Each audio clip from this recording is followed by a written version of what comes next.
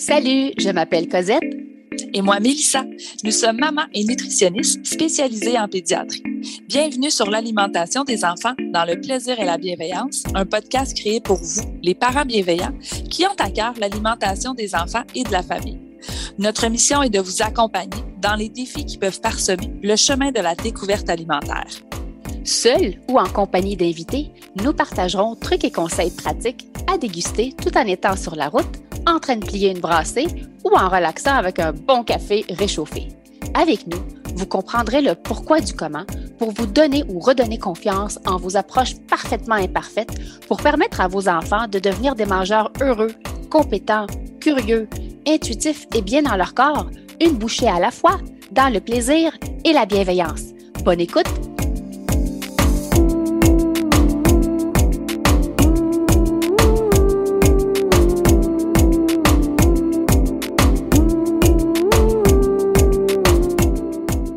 Super. Bon matin tout le monde, j'espère que vous allez bien.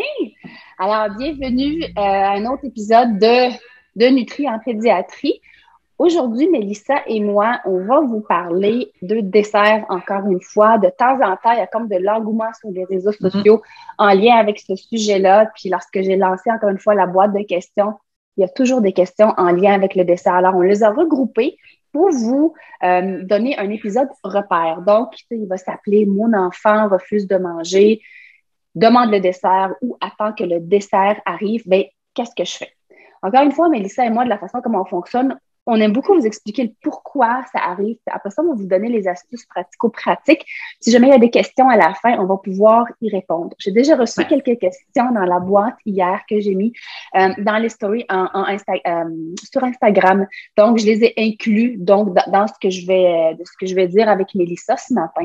Ce que les parents nous rapportent souvent, c'est la négociation au repas pour le dessert, ils sont tannés, ils sont plus capables. L'autre chose, c'est l'enfant a une fixation sur les aliments type dessert. Là, ceux qui me regardent, vous voyez, je suis en train de faire des guillemets, OK? Moi aussi, je l'ai fait.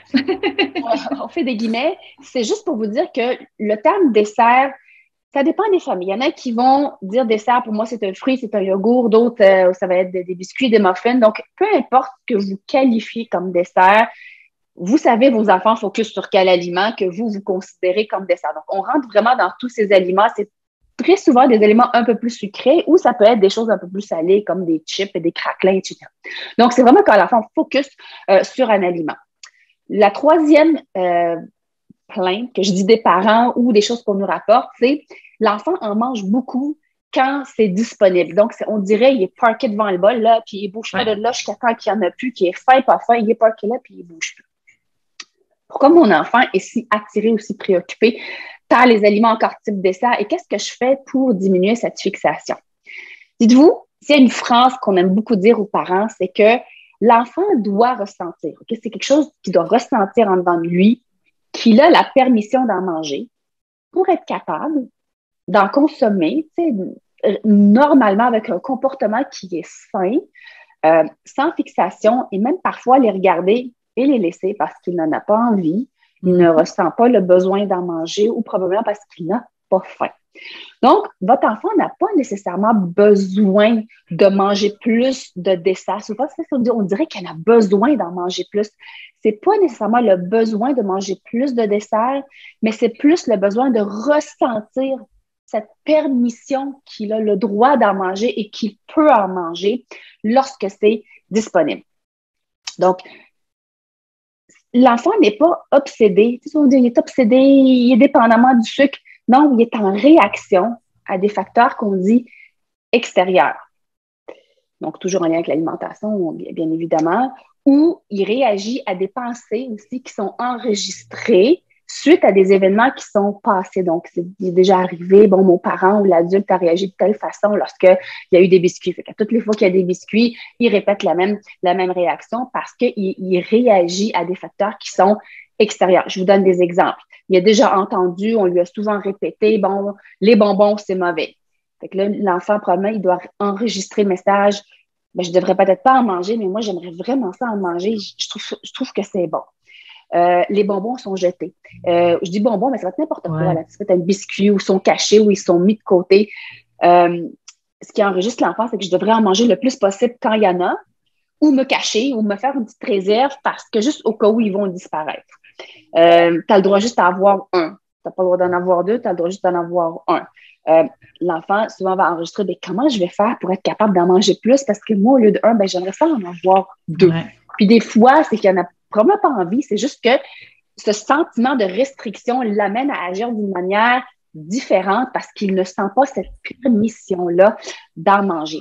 Versus lorsque l'enfant agit en réponse à des facteurs qu'on appelle internes, donc les facteurs internes, la faim, le rassasiement et la satisfaction. On n'en parle pas assez souvent, je trouve, la satisfaction de manger des aliments. Ouais, c'est là où on parle de facteurs internes. Si on vous donne des exemples, j'ai faim, il ressent la faim, il en mange. Le biscuit a de l'air délicieux, il en mange. Je suis plein, j'arrête de manger. J'ai assez de manger de biscuits, ça me tente plus d'en manger, il arrête. Donc ça, c'est vraiment lorsqu'il n'y a pas de facteur externe qui dicte ou influence la façon de manger de l'enfant. Donc vraiment, il se base sur ces facteurs qu'on dit internes. Donc quand un enfant a une fixation sur un aliment ou plus type dessert, il y a une fixation, c'est qu'il ressent une certaine restriction. Les restrictions peuvent venir de différents comportements, soit de la négociation, soit parce qu'on a classé des aliments où il voit par notre comportement en tant que parent que ça, c'est un bon aliment, ça, c'est un mauvais aliment. Même si le discours n'est pas adressé directement à l'enfant, mais il vous voit faire, il vous entend. Il ne voit pas assez cet aliment-là qu'il aime. Donc, exemple, ça, c'est juste le vendredi, OK? Ouais. Ou là, tu en as assez mangé, je t'en donne juste un, c'est assez pour toi, OK? Ça, c'est le genre de comportement ou de phrases ou de façon de faire qui font en sorte que l'enfant va ressentir une restriction. Puis encore là, c'est pas généralisé dans le sens qu'il y a des enfants qui sont beaucoup plus sensibles, ils vont ressentir ces choses-là beaucoup plus qu'un autre enfant. Donc, vous êtes les meilleurs juges pour savoir est-ce que mon attitude, mon comportement influence positivement ou négativement la relation de mon enfant envers ces aliments-là. Est-ce qu'on est en train de vous dire, oui? Moi, je voulais ajouter, puis je pense que c'est un point qui est super important parce que moi, en consultation, c'est souvent des choses là qu'on discute. Puis, je l'explique souvent aux parents, votre enfant, il ressent. Est-ce que ça veut dire que vous, justement, vous êtes dans l'over-control? C'est pas du tout ce qu'on vous dit, mais on est en train de vous dire que votre enfant, voici comment il se sent. Donc, on essaie de jouer un petit peu à Colombo pour essayer de comprendre qu'est-ce qui fait justement qu'il pourrait se sentir comme ça. C'est pas justement se dire, oh mon Dieu, c'est de ma faute. Puis non, parce que des fois, justement, il n'y en a pas nécessairement de restrictions, mais votre enfant, il va avoir besoin justement de se faire sécuriser dans sa permission de pouvoir manger ces aliments-là. Puis c'est pour ça que je voulais insister sur le fait que peu importe ce qui fait que votre enfant le ressent, là, vous, après ça, c'est d'essayer justement de l'outiller puis de l'accompagner là-dedans pour qu'il sente qu'il a la permission puis qu'il est en sécurité pour venir le manger. Là. Fait que ça veut pas nécessairement dire que c'est parce que vous faites quelque chose de mal puis que c'est de votre faute si votre enfant... ça, j'aime toujours le dire aux parents, mais votre enfant, il le ressent. Donc, comment est-ce qu'on peut l'accompagner pour qu'il puisse développer une relation positive et saine là, avec ces aliments-là? C'est qu'en fait, c'est être un parent sécurisant. Parce que la sécurité à table, c'est pas juste la sécurité alimentaire, donc l'accès aux aliments, c'est un sentiment de sécurité. Donc, mon parent est sécurisant, il va répondre à mes besoins qui vont être variables d'un enfant à l'autre selon sa perception. Exactement. Selon sa perception, lui, de votre comportement. Est-ce qu'il ressent cette restriction-là ou pas? Est-ce qu'on est en train de vous dire, faites le free-for-all, ce qu'ils veulent, en quantité qu'ils veulent? Non. Tu sais, l'enfant, il a besoin de ressentir la permission, bien évidemment, de manger, encore une fois, les desserts, je fais des guillemets, mais pendant qu'on travaille quand même la relation parent-enfant, c'est une relation manger. Marie-Michel Ricard, elle le dit souvent, la psychoéducatrice et psychothérapeute, c'est une relation, l'alimentation. Et les difficultés en alimentation arrivent souvent quand il arrive deux situations. Trop de contrôle ou un manque de support à l'enfant, un manque de quartier. Souvent, ça tombe dans ces deux catégories-là. Si on regarde le trop de contrôle, ça, c'est vraiment noté dans les études. Je vous donne un exemple, c'est quand le dessert est servi après avoir mangé, mettons, X quantité.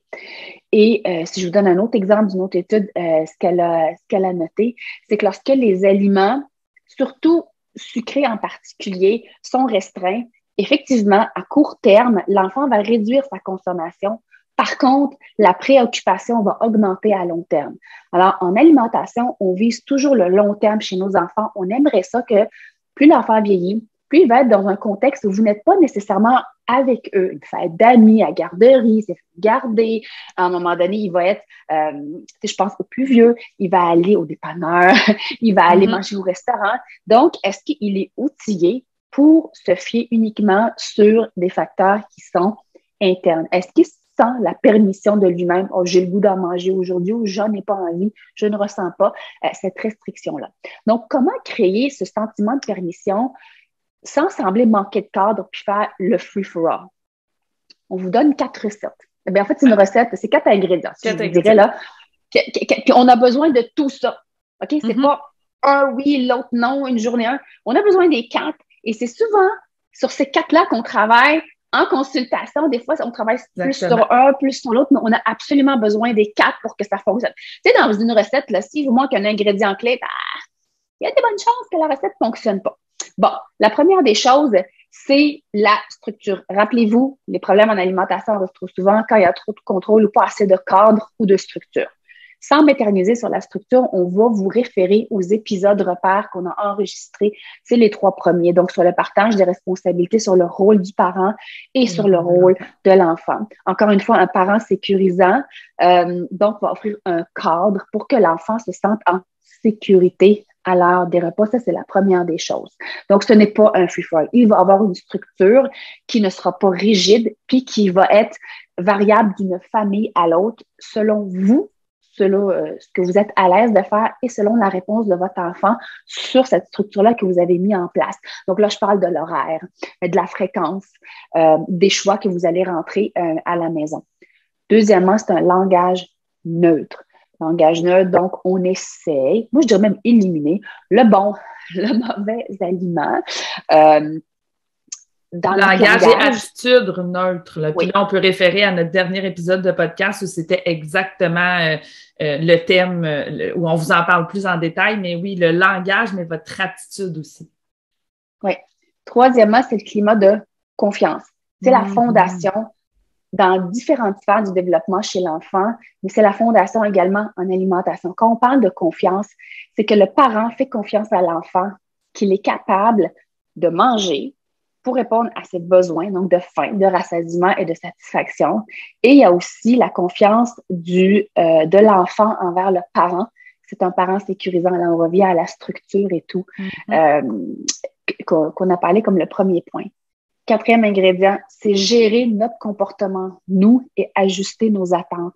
Vos enfants sont capables de ressentir votre calme à l'heure des repas ou votre stress.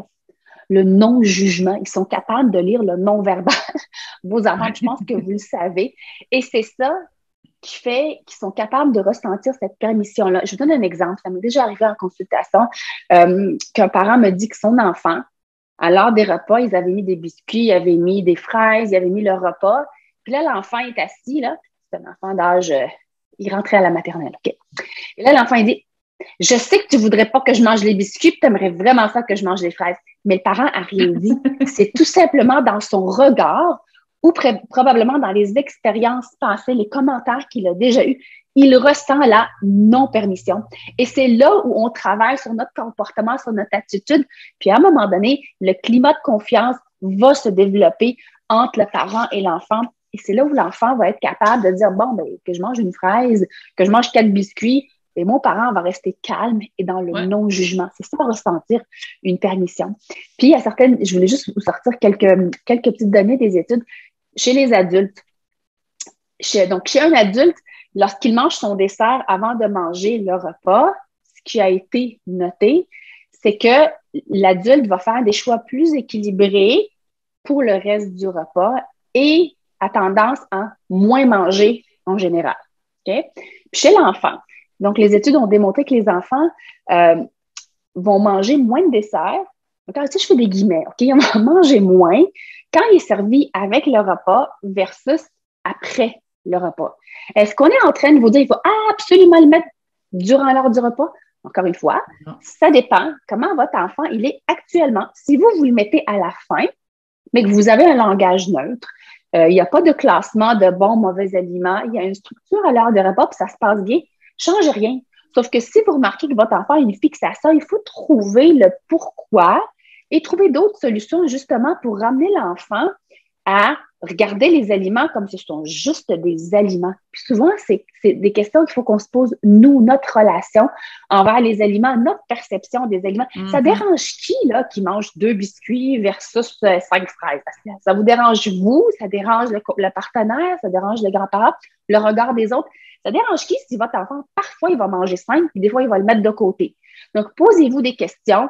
Ça dérange qui? Et qu'est-ce que ça réveille en vous de voir votre enfant parfois manger de manière qui vous surprend ou qui vous déstabilise?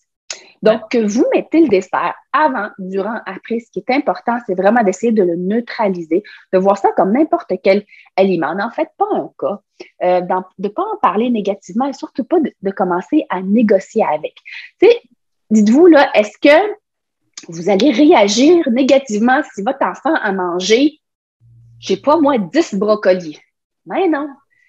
On essaie d'avoir à peu près la même attitude. La même attitude.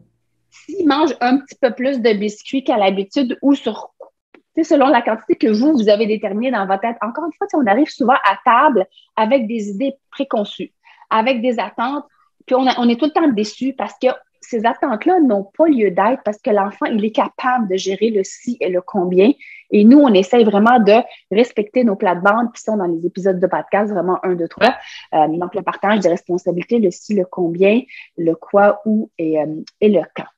Alors, en gros, c'est ça qu'on voulait vous dire. Soyez à l'aise avec la façon comment vous abordez le dessert, qu'il soit avant, durant, après. Ce qu'on veut en bout de ligne, est-ce que l'heure des repas est agréable? Est-ce que mon enfant a un comportement sain en présence de tous les aliments? Parfait, peu importe comment ça fonctionne, on est sur la bonne voie. Quand le comportement est difficile, il attend de finir, il attend vraiment le dessert, donc il ne veut pas manger parce qu'il veut se garder de la place pour le dessert, l'enfant.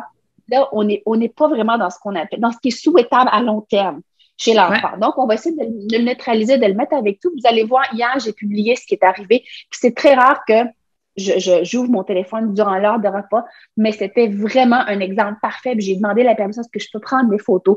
Il mangeait, je vous dis, une bouchée de macaroni, un petit peu de cantaloupe, un petit peu de salade. À un moment donné, il dit, j'ai plus envie de la cantaloupe, la salade de Caro est trop bonne, je veux manger ma salade. Puis il a laissé la cantaloupe de côté. J'aurais même pu mettre des biscuits, il aurait réagi de la même façon parce que ce sont juste des aliments.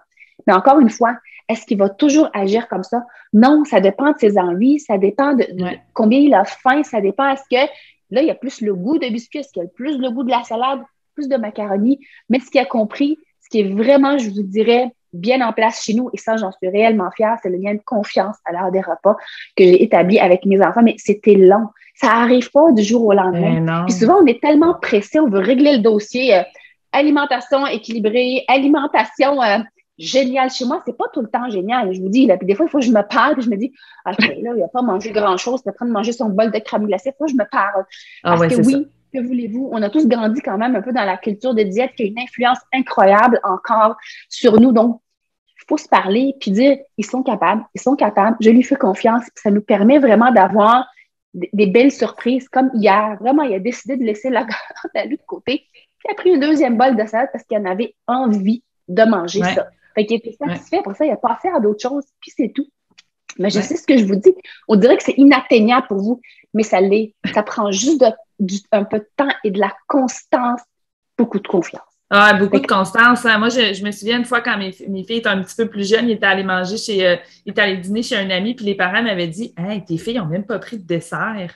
Je dis, ben, ça se peut, tu sais, je dis. Parce qu'ils savent, justement, il y en a tout le temps, c'est toujours disponible, donc ils sont capables, justement, de faire, est-ce que j'ai envie de ça, est-ce que j'ai pas envie de ça?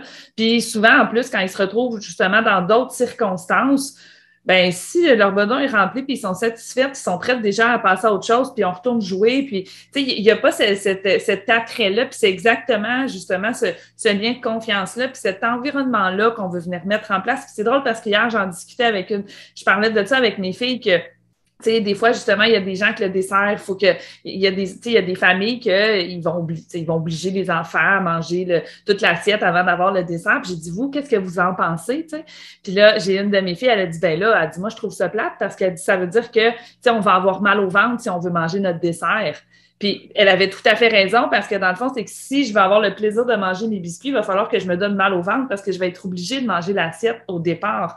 Fait qu'ultimement, ils sont capables de se réguler si on est capable de traiter tous les aliments. Puis tu l'as bien dit, moi j'aimais bien le côté science de peu importe, justement, si vous présentez le dessert en même temps, ça fait partie des peurs des parents et on le sait que ça fait partie de vos peurs, c'est normal.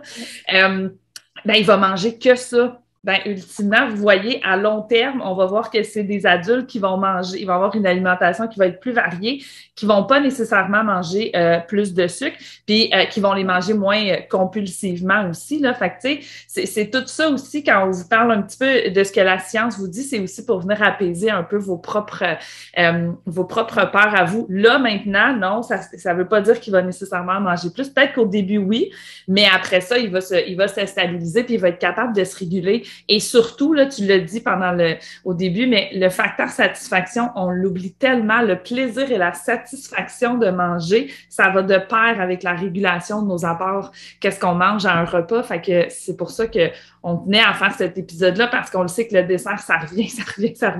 Ben, oui. C'est ça. Fait que on va vous en reparler sûrement plein d'autres fois aussi, mais on voulait faire cet épisode-là pour ces raisons-là.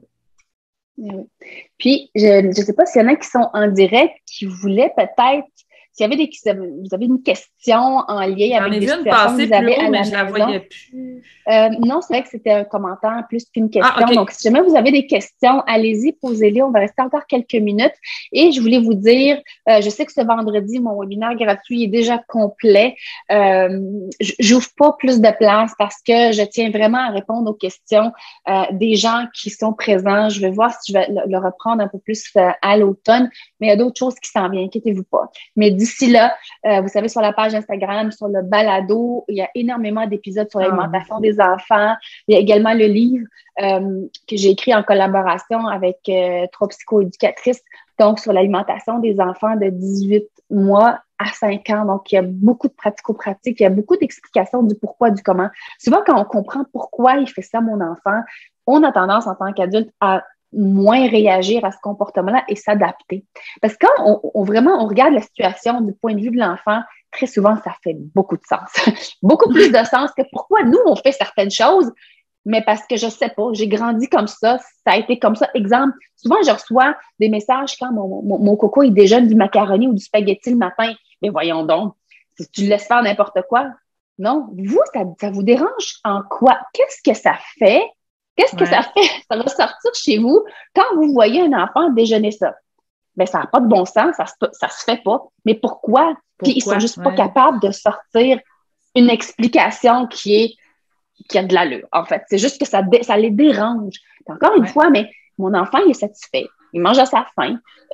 C'est rassasiant. Et pourquoi pas? C'est des aliments. J'en aurais moins à gaspiller. Le déjeuner, c'est juste des aliments. Puis si vous regardez culturellement dans d'autres pays, les déjeuners ne ressemblent pas typiquement à des toasts, des céréales puis des œufs. Tu sais, des fois, c'est des soupes. Ça varie d'une culture à l'autre. Puis, en alimentation, toutes les approches doivent être inclusives et adaptatives. Ça, là, j'en fais ma mission. Oui, puis on doit respecter les valeurs et de chaque famille, là, justement. Tu sais, ça se peut que vous n'êtes pas bien à voir que nous, on met des biscuits à tous les soirs sur la table, puis mais voyons donc, mais ça se peut pas, puis on peut pas faire ça. Ben, qu'est-ce que ça vient chercher en vous et pourquoi est-ce que ça vous affecte? Parce que nous, à la maison, tout le monde vit très bien avec ça, puis je veux dire, ça fait partie des valeurs qu'on veut inculquer. Puis oui, on est nutritionniste, là, puis on n'est pas en train de dire, parce qu'en même temps, nous, ce qu'on veut, on vous l'a dit, là, c'est en faire des petits adultes qui vont avoir une relation saine. Puis pour ça, il faut que là, oui, pendant l'enfance, peut-être, moi, je me souviens, là, j'ai mangé beaucoup plus de desserts quand j'étais enfant, quand j'étais ado, pour qu'à un moment donné, rendu adulte, je sois capable de savoir qu'est-ce que j'ai envie de manger selon. Puis aujourd'hui, les desserts font partie de ma vie, mais est-ce que j'en mange peut-être aussi souvent que mes filles? Non, mais ultimement, c'est la relation, moi, que je trouve importante. Bien plus. Puis ultimement, là, je peux vous le dire aussi d'expérience, puis on le disait, les études vont le montrer, ils ne mangent pas plus d'aliments sucrés. Puis en proportion, tous les aliments sont présentés, tous les aliments sont égaux. Il n'y a pas de discrimination chez nous, là. Tous les aliments font partie d'une alimentation équilibrée. Puis Même hier soir, là, il y avait des biscuits, on avait un restant de beignes sur la table, et ils savaient qu'il y avait de la crème glacée.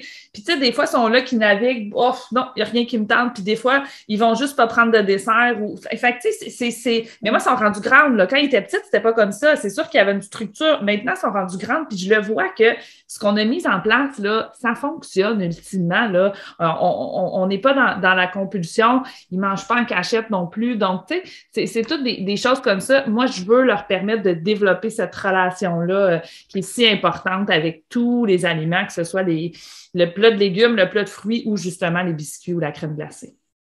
On a un commentaire que je trouve hyper pertinent, mais je vais le lire vraiment textuellement.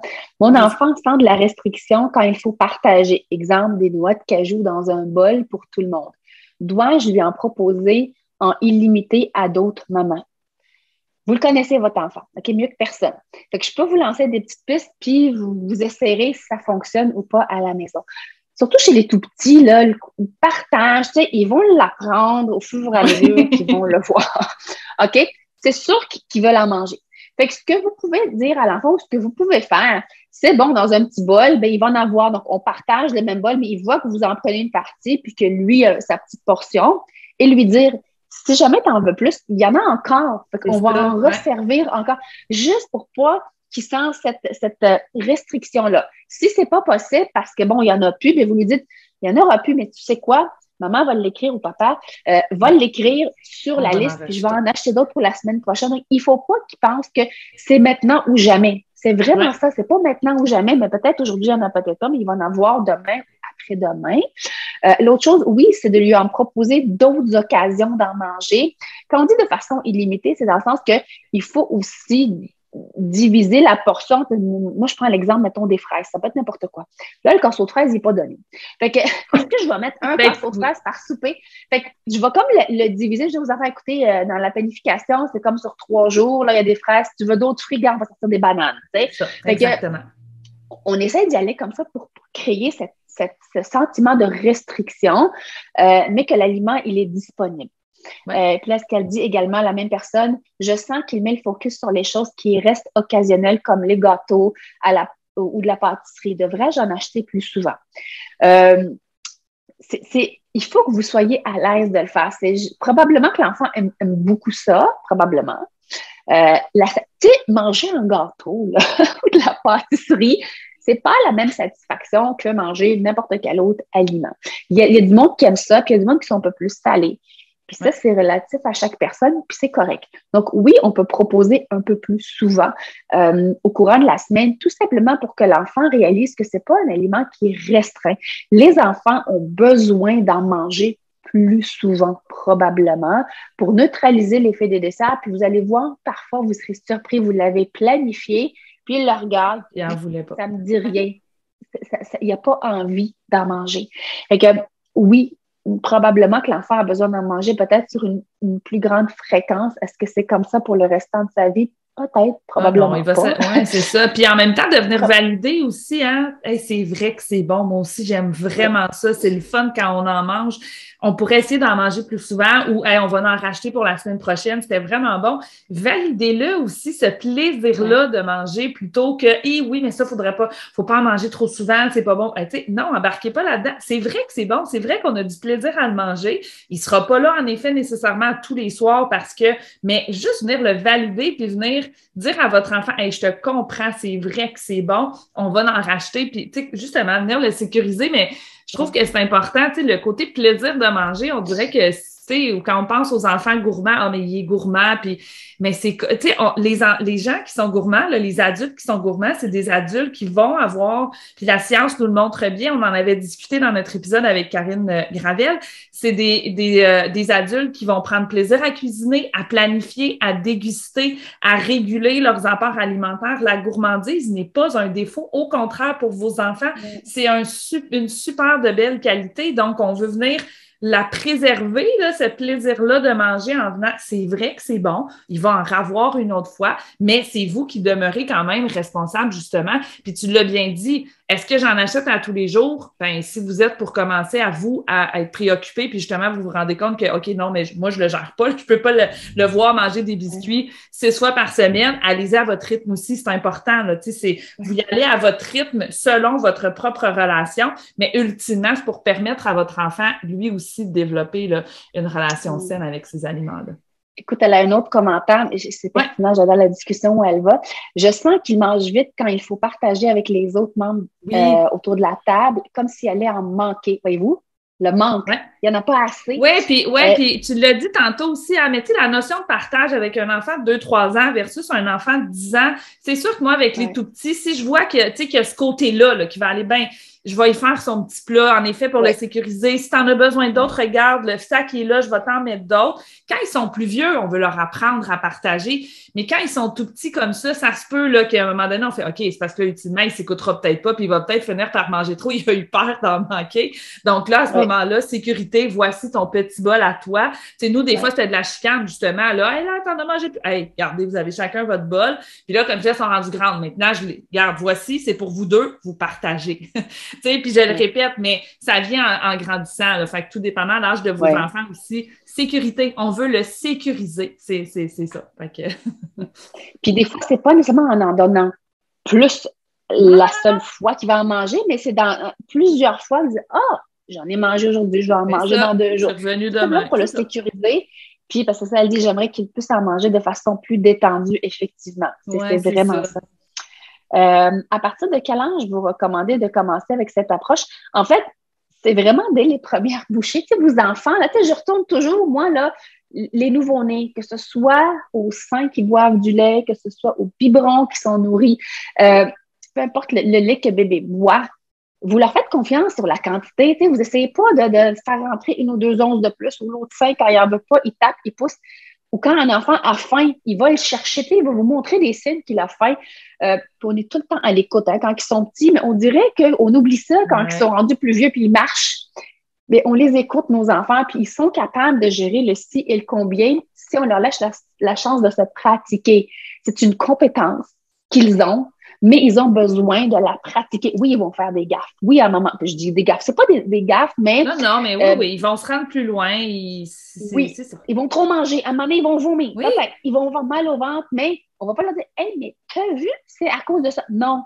Oui, hein, ça a fait d'après toi. Pourquoi t'as mal au ventre? « Oh, j'ai trop mangé de bonbons. » OK, mais la prochaine fois, on va en manger, puis tu vas peut-être arrêter avant d'avoir mal au ventre. Oui, ben j'ai pas aimé avoir mal au ventre. Ils vont apprendre par leurs expériences, les enfants. Donc, leur laisser gérer le si et le combien et au centre de la table et mettre encore une fois, le guillemet, le dessert. Tu sais, quand ils commencent à manger des purées des enfants ou que ce soit de la DME, on met tout là en même temps. Pourquoi il faudrait qu'on le change?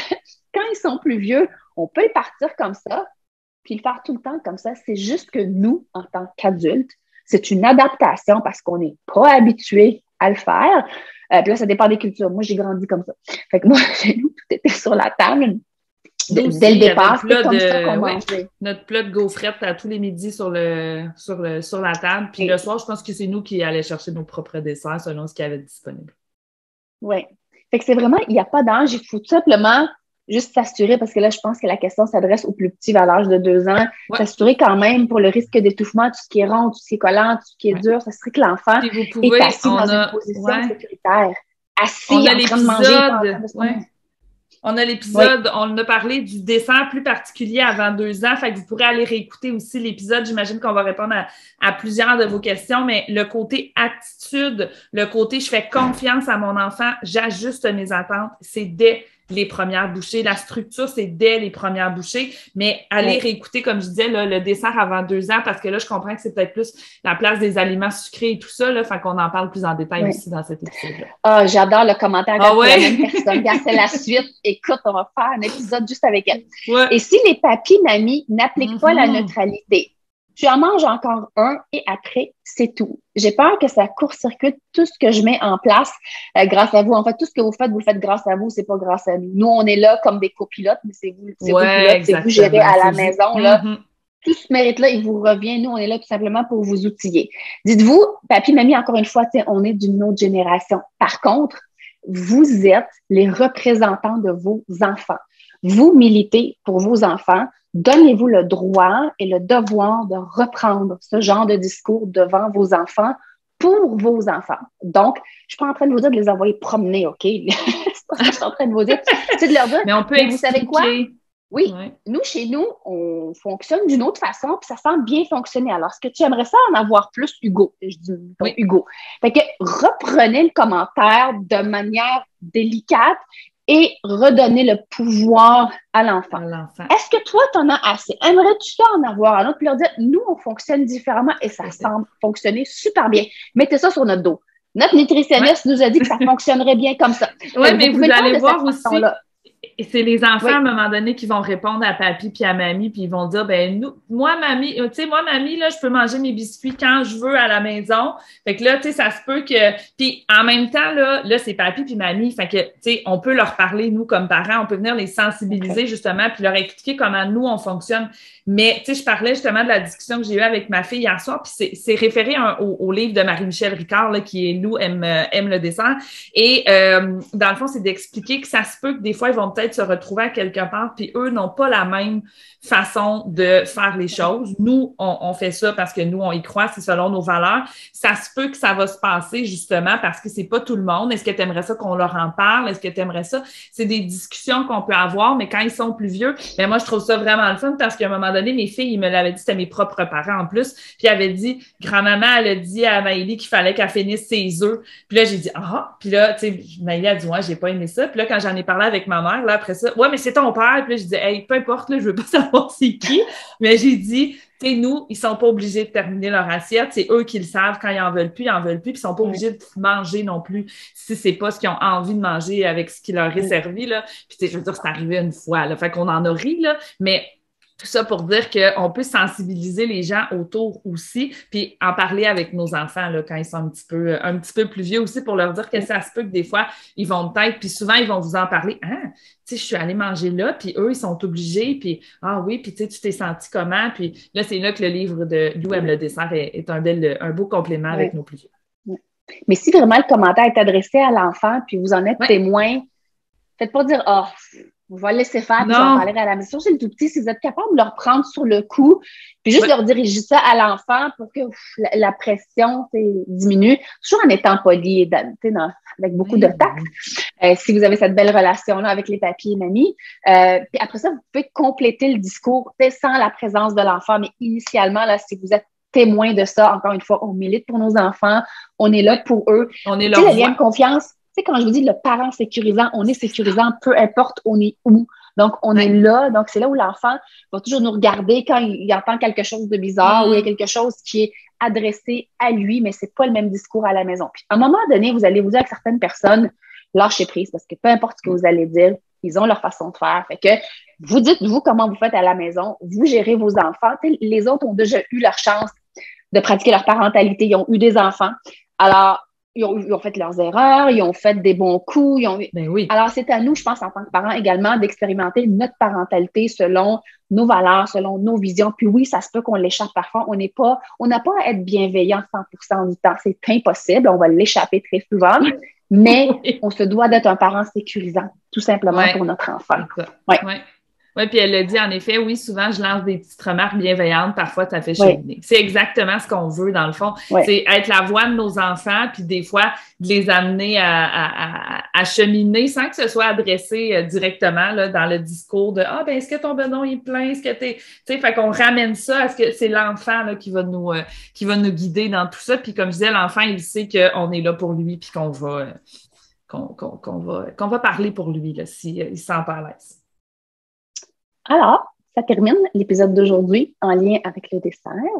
Si jamais vous avez d'autres questions, n'hésitez pas à commenter en dessous de la vidéo ou en dessous du balado parce que les épisodes sont tous enregistrés en version balado, donc audio, sur la chaîne YouTube. Donc, n'hésitez pas à partager. Parfois, quand le discours vient de quelqu'un d'autre, là, je n'ai pas nommé aucun des parents d'après les commentaires.